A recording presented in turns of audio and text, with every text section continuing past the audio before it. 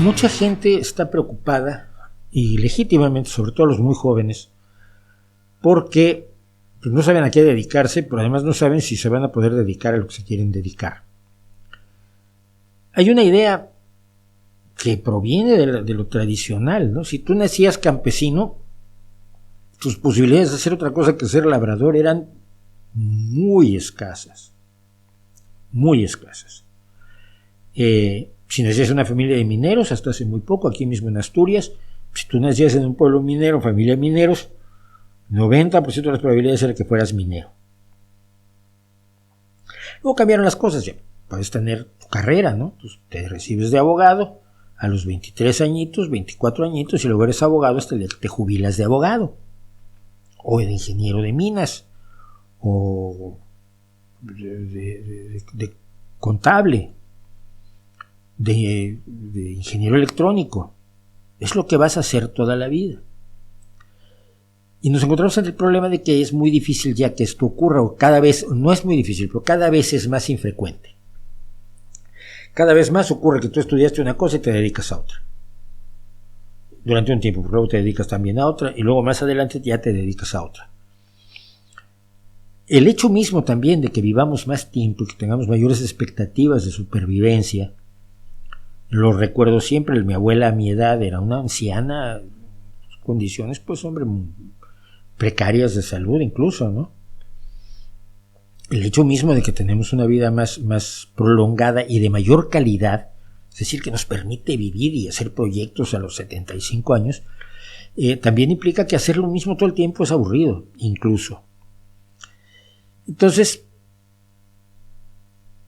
yo trato cuando hablo con jóvenes, de decirles que tienen que hacerse un poco a la idea de que la vida los puede llevar por caminos que son muy distintos de aquello de lo que quieren hacer, o que pueden querer hacer cosas distintas en distintos momentos de su vida y que podrán y deberán cambiar de oficio.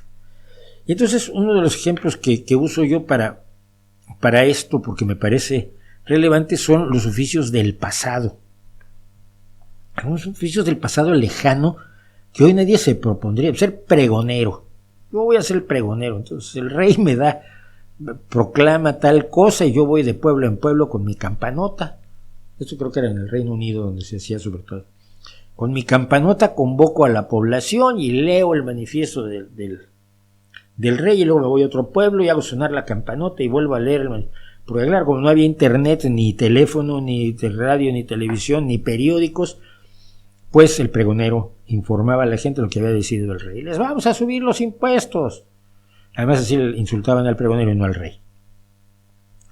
Bufón de la corte. Bueno, no sé si todavía hay bufones de la corte, ¿no? Pero son bufones que no tienen el valor que tenían los bufones del pasado de decirle sus verdades al rey. Los bufones actuales de la corte son más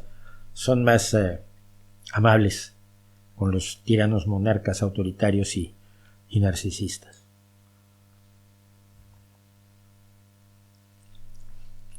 Probador de comida. ¿Quién?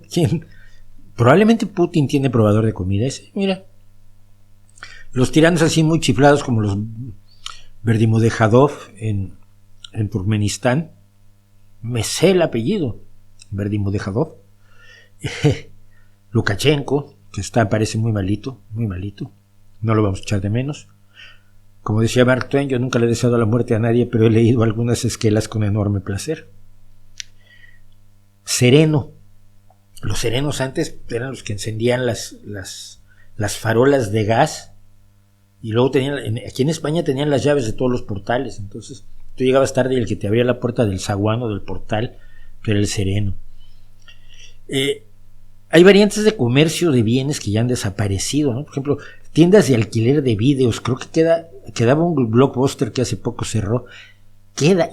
Por aquí hay una tienda que todavía alquila videocassettes, pero pues es una reliquia ya. Y mira que cuando yo era joven los videocassettes no existían.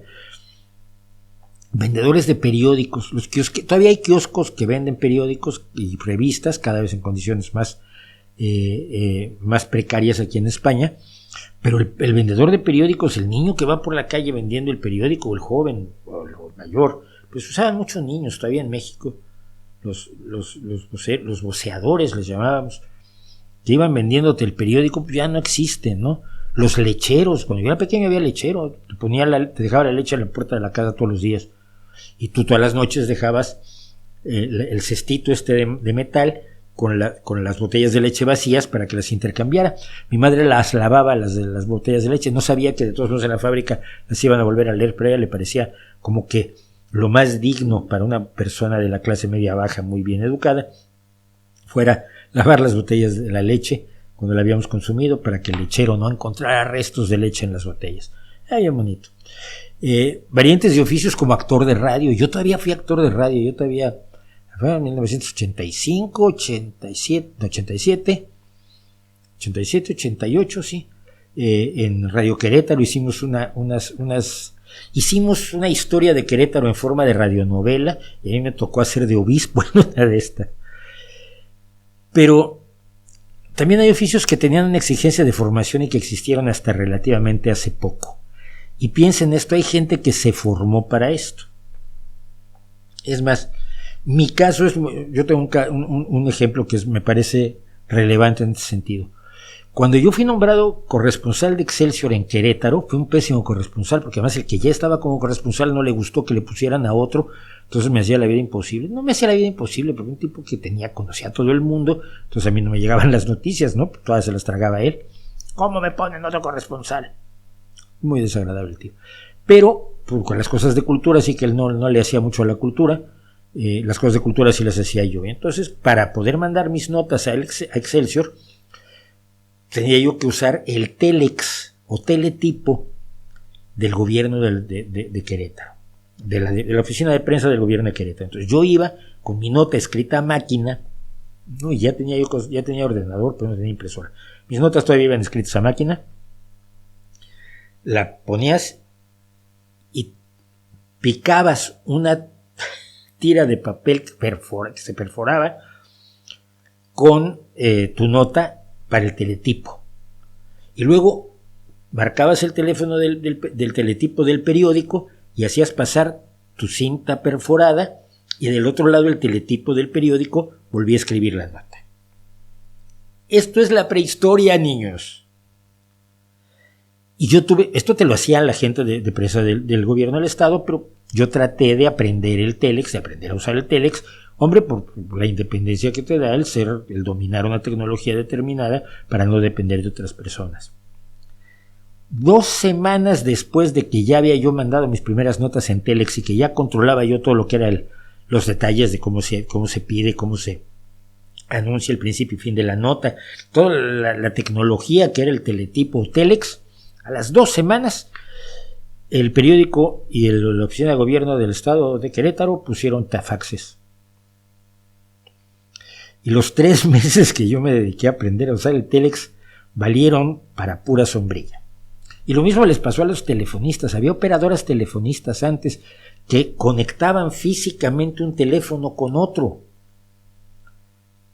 a través de clavijas en grandes tableros, y conectaban a los teléfonos uno con otro. Oiga, quiero hablar con el 16A. Sí, como en un segundo. Y entonces ella te conectaba tu teléfono con el teléfono del 16A. Linotipista. Hasta hace muy poco tiempo los periódicos en el mundo se hacían en linotipo. Linotipo es una especie de gran máquina de escribir que tenía arriba un tanque de metal fundido.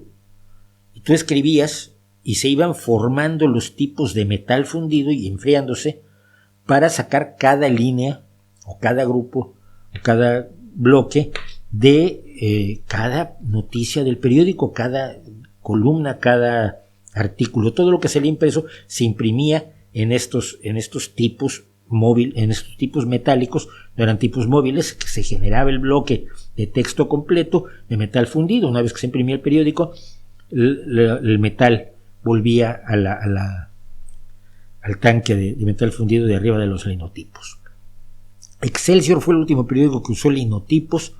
Yo llevaba a mis alumnos de periodismo a que vieran los linotipos de Excelsior, porque los linotipistas de Excelsior no querían aprender a usar computadoras. Me acuerdo que enfrente de Excelsior está el Universal, a donde yo fui a trabajar después. y para un poco en forma de insulto, en la fuente de entrada del Universal pusieron un antiguo linotipo Mergenthaler, como diciendo esto era lo que hacíamos nosotros en el pasado, pero los de enfrente siguen usándolo, porque eran linotipos de la marca Mergenthaler. Afiladores, el otro día pasó un afilador por aquí, pero ya casi no hay afiladores, gente que te afila las tijeras y los cuchillos a domicilio. Telegrafista. ¿Existe todavía telegramas? Yo creo que no existen los telegramas, ¿no? Pero siguen existiendo las oficinas de telégrafos, no sé qué hacen. Los elevadoristas o ascensoristas, cuando los elevadores no eran automáticos y con una palanca para arriba, moviéndola para acá para abajo y para acá para arriba, pero seres humanos iban subiendo los ascensores y lo tenían que atinar, acertar a frenarlo. Los que eran muy buenos frenaban exactamente donde el elevador estaba al ras del piso. Proyeccionista de cine, que era toda una maravilla porque tenías que trabajar con grandes rollos de película de 35 y 70 milímetros. Perforista, cuando no había ni siquiera disquetes magnéticos, la programación de los ordenadores se hacía en tarjetas perforadas y una sucesión de cientos o miles de tarjetas perforadas eran un programa, y había gente que estaba especializada en ser perforista nada más, es decir, en traducir el programa del ordenador a las perforaciones en una tarjeta perforada. Zapateros. Había un oficio que le dio nombre a los ordenadores en buena parte del mundo, las computadoras. Pero las computadoras eran mujeres que hacían cálculos y que se encargaban sobre todo de los cálculos balísticos en la Segunda Guerra Mundial. Ellas eran las que hacían las operaciones matemáticas de la balística para determinar en qué ángulo debía tirar cada cañón para llegar a dar con el proyectil exactamente donde deseaba. Y a estas mujeres que hacían cálculos se les llamaba computadoras, hacían cómputos, precisamente, y de allí viene el nombre. Son oficios que ya no existen.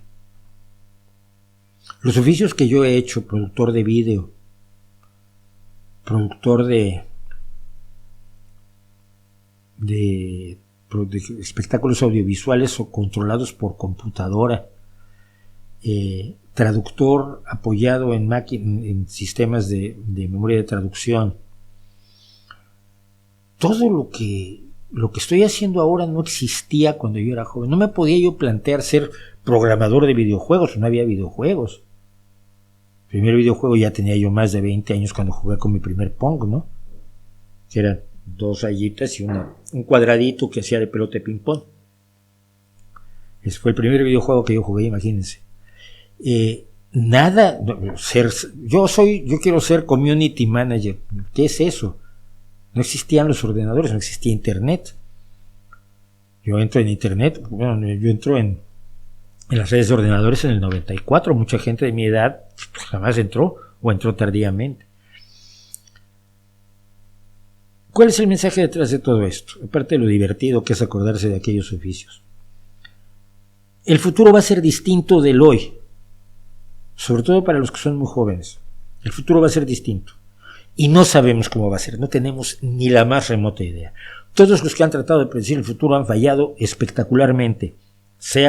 Lo hayan tratado de hacer científicamente, lo hayan tratado de hacer racionalmente o lo hayan tratado de hacer por cualquier medio místico, mágico y misterioso.